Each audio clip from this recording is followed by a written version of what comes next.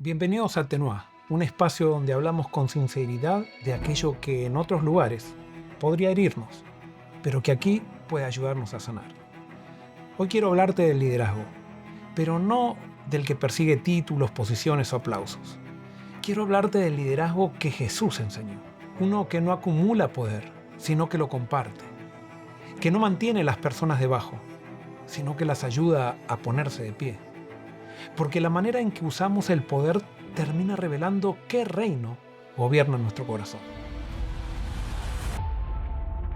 En el reino de Dios todos hemos sido llamados a ejercer influencia. Todos de alguna manera hemos sido llamados a liderar. ¿Y qué es un líder? Es alguien cuya vida guarda coherencia entre lo que cree, lo que dice y lo que hace. Y que por esa coherencia inspira a otros a avanzar hacia cambios que bendicen. Un líder no es simplemente quien ocupa una posición. Es alguien cuya vida abre caminos para que otros también puedan caminar. Cuando Jesús declaró la gran comisión, toda autoridad me es dada en el cielo y en la tierra, por tanto vayan y hagan discípulos, estaba diciendo en cierto sentido, vayan y formen personas capaces de continuar la misión. Vayan a formar líderes. El discipulado no consiste simplemente en adoctrinar personas para incorporarlas a una institución.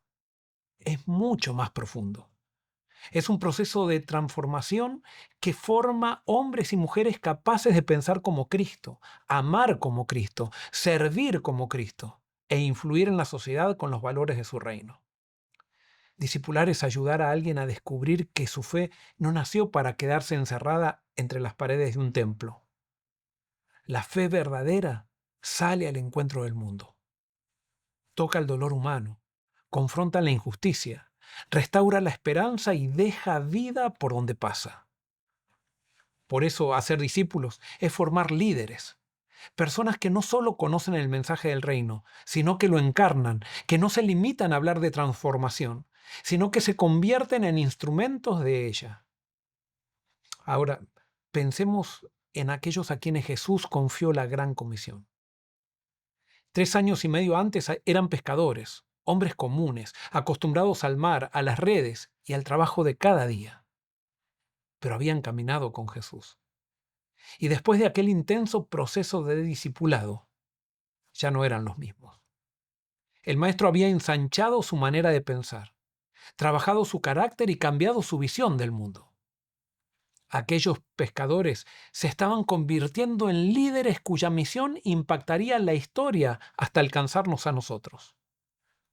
Jesús encontró hombres que echaban redes al mar y los preparó para echar esperanza sobre el mundo. Por eso, en el movimiento de Cristo, todos ejercemos de alguna manera el liderazgo. Algunos poseen una esfera de influencia amplia, otros influyen de manera silenciosa, casi imperceptible. Pero todos dejamos una huella en quienes caminan cerca de nosotros. La verdadera influencia no nace de un título. Se construye con experiencia, coherencia, valor y entrega a un propósito que trasciende al individuo. Un líder del reino no es simplemente quien consigue seguidores, sino quien se atreve a caminar primero hacia el propósito que Dios le ha confiado y con su ejemplo invita a otros a avanzar. Por eso, discipular es desarrollar personas capaces de asumir la misión. Y allí comenzamos a descubrir la naturaleza del liderazgo en el reino de Dios. Observemos lo que significa para Jesús formar discípulos. Él dijo, de cierto os digo, el que en mí cree, las obras que yo hago, él las hará también, y aún mayores hará, porque yo voy al Padre. Jesús no estaba formando personas para que dependieran eternamente de su presencia física. Las estaba preparando para continuar su obra, asumir responsabilidades y llevar la misión más lejos. Eso es discipular. Y eso también es formar líderes. Durante su ministerio Jesús llamó a los 12, los envió de dos en dos y les dio autoridad. Ellos salieron a predicar, llamaron al arrepentimiento y expulsaron demonios y sanaron enfermos. Más adelante, envió también a otros 70 para que fueran delante de él a las ciudades y lugares donde él pensaba ir. Jesús no les dijo, Hagan todo esto mientras yo controlo cada movimiento.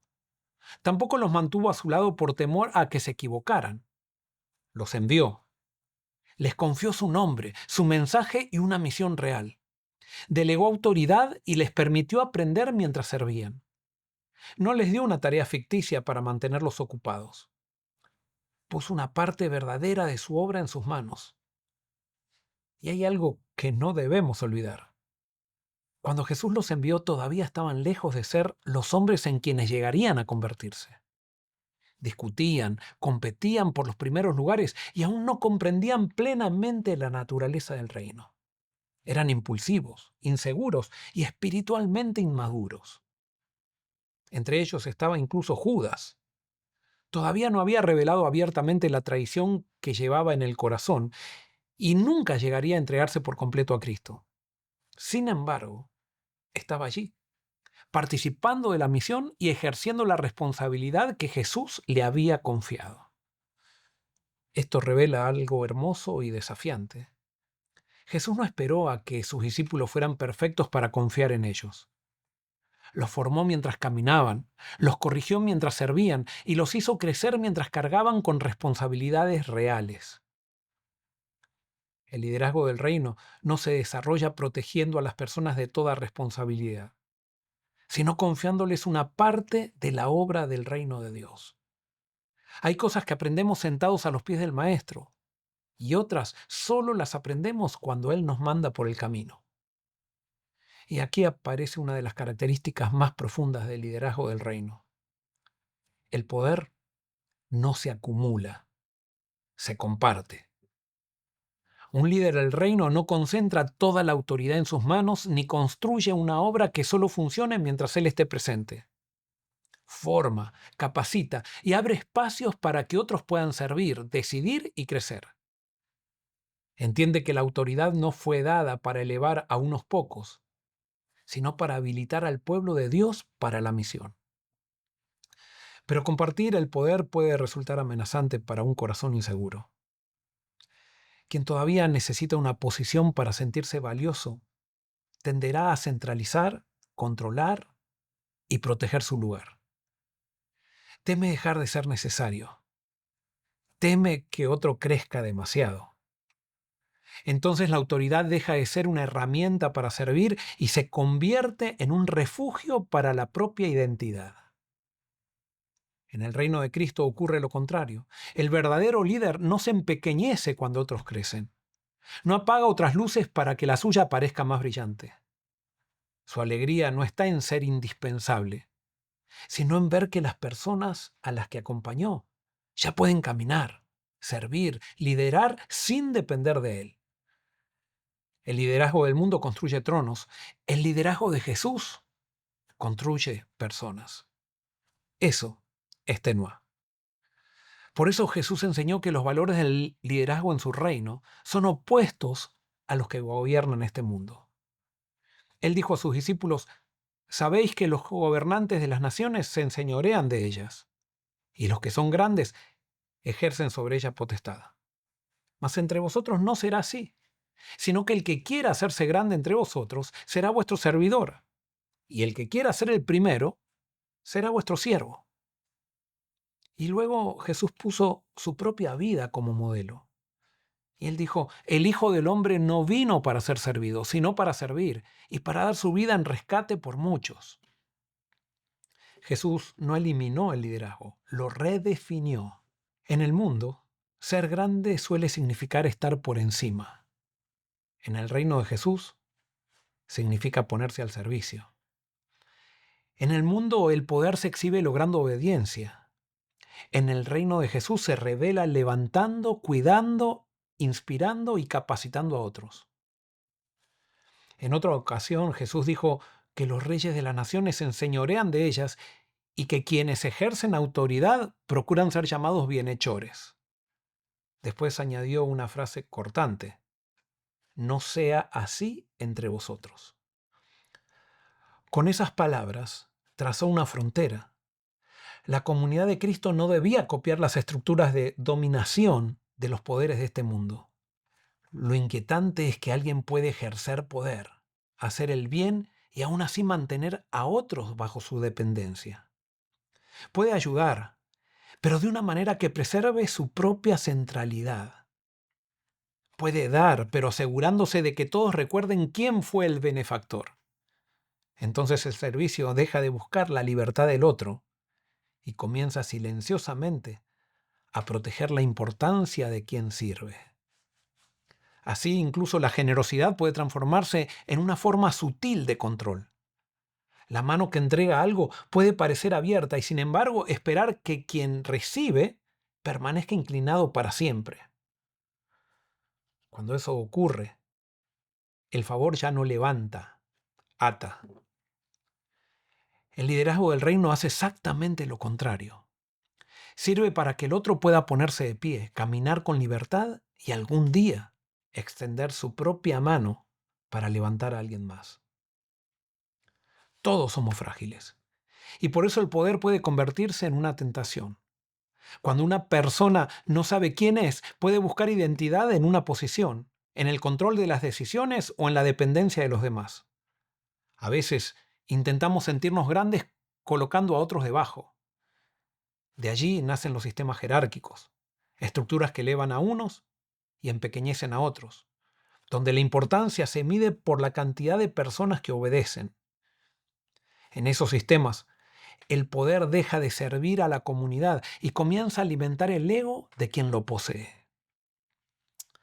Y quiero hacer una pausa para contarte que muchas de las meditaciones de la serie Pensamientos de Cambio hablan sobre discipulado y liderazgo. Allí puedes encontrar principios que pueden ayudarte no solo a liderar mejor, sino también a amar mejor, como esposos, esposas, padres, madres y amigos. Porque cuando Cristo transforma nuestra manera de influir, también transforma nuestra manera de relacionarnos. Puedes adquirir la serie Pensamientos de Cambio en Amazon y unirte a una comunidad de personas que desean incorporar mediante el poder de Dios los principios de Tenoa a la vida cotidiana. La Biblia enseña que el orgullo no puede florecer en la presencia de Dios. De la misma manera, una estructura que humilla, silencia o empequeñece a las personas, aunque hable el lenguaje de la religión, no refleja el corazón del reino de Jesús. Esto no significa que toda organización, función o nivel de responsabilidad sea contrario a Dios. El problema comienza cuando la organización se convierte en dominación, cuando la autoridad deja de servir y empieza a controlar, cuando algunos se sienten superiores y necesitan que otros permanezcan debajo. Entonces el sistema termina protegiendo no la misión, sino el orgullo. Muchas veces ese orgullo disfrazado de lealtad. Donde el poder se acumula para controlar, el reino se oscurece. Donde se comparte para que otros crezcan, el reino comienza a verse visible. El liderazgo de Cristo no construye pirámides para colocar a unos pocos en la cima. Construye mesas alrededor de las cuales muchos pueden sentarse, servir y participar de la misión. Cuando Jesús formó su iglesia, puso su misión en manos de sus seguidores.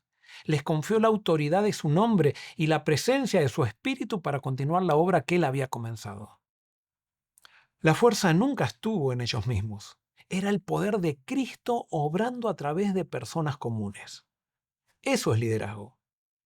Liderar como Jesús no es conseguir que todos dependan de nosotros, sino ayudar a otros a descubrir que también pueden servir, sanar, anunciar esperanza y levantar a quienes están caídos.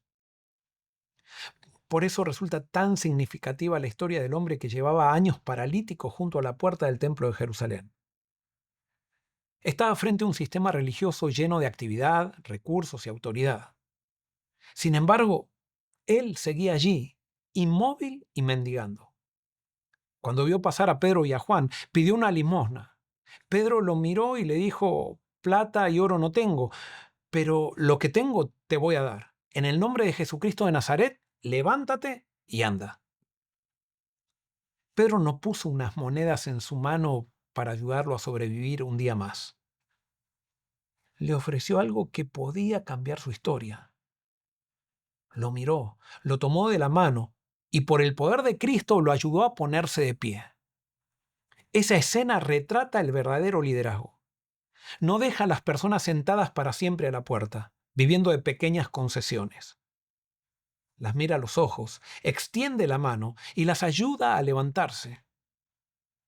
El mismo Cristo que había hecho caminar a los paralíticos, seguía obrando ahora por medio de sus discípulos. El poder del reino no convierte a alguien en indispensable. Hace posible que otros también caminen. Una comunidad religiosa puede tener plata, oro, edificios, y aún así olvidar cuál es su verdadera riqueza. Puede conservar una estructura impresionante y haber perdido la capacidad de mirar al caído y decirle, levántate.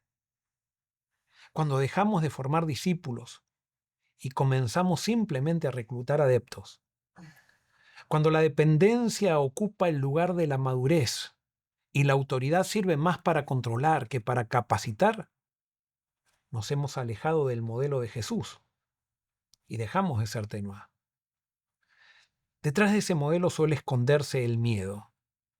Miedo a perder el control, a dejar de ser necesario, a que otro crezca y encuentre su propia voz. Pero quien conoce su identidad en Cristo puede celebrar el crecimiento ajeno sin sentir que su propia luz disminuye. Porque en el reino, el poder verdadero no se mide por cuántas personas permanecen debajo de nosotros, sino por cuántas pudieron ponerse de pie después de haber caminado a nuestro lado. Tuve la oportunidad de realizar un doctorado con especialidad en liderazgo. Durante esos años leí numerosos libros, preparé trabajos académicos y desarrollé investigaciones basadas en gran parte en autores del mundo secular. Y algo comenzó a llamarme profundamente la atención. Muchos principios que hoy presentan los grandes especialistas en liderazgo habían sido enseñados y sobre todo encarnados por Jesucristo muchos siglos antes. El liderazgo de servicio, la formación de equipos, la delegación, el desarrollo de las personas, la visión compartida y la influencia basada en el ejemplo no son ideas extrañas al Evangelio. Mucho antes de convertirse en conceptos de administración, podían verse caminando por los caminos de Galilea en la vida de un humilde carpintero de Nazaret. Jesús no escribió tratados de liderazgo, pero formó personas capaces de transformar la historia. No construyó influencia desde un edificio imponente, sino caminando entre la gente. No dirigió por medio del temor, sino del amor, el servicio y la verdad. Su vida sigue siendo uno de los retratos más poderosos de liderazgo que el mundo haya conocido. Sin embargo, admirar estos principios es mucho más fácil que practicarlos. Podemos leer libros, asistir a seminarios y hablar de confianza, humildad, servicio y delegación. El verdadero desafío comienza cuando esas palabras exigen decisiones que tocan nuestra posición, nuestros hábitos y nuestra necesidad de control. Porque cambiar cuesta. El cambio verdadero nos obliga a revisar conductas, reconocer errores, abandonar zonas cómodas y soltar ciertas seguridades. Requiere una fe suficientemente profunda como para que el orgullo y el miedo no terminen decidiendo por nosotros. La persona insegura se aferra al poder porque teme desaparecer si deja de ocupar el centro.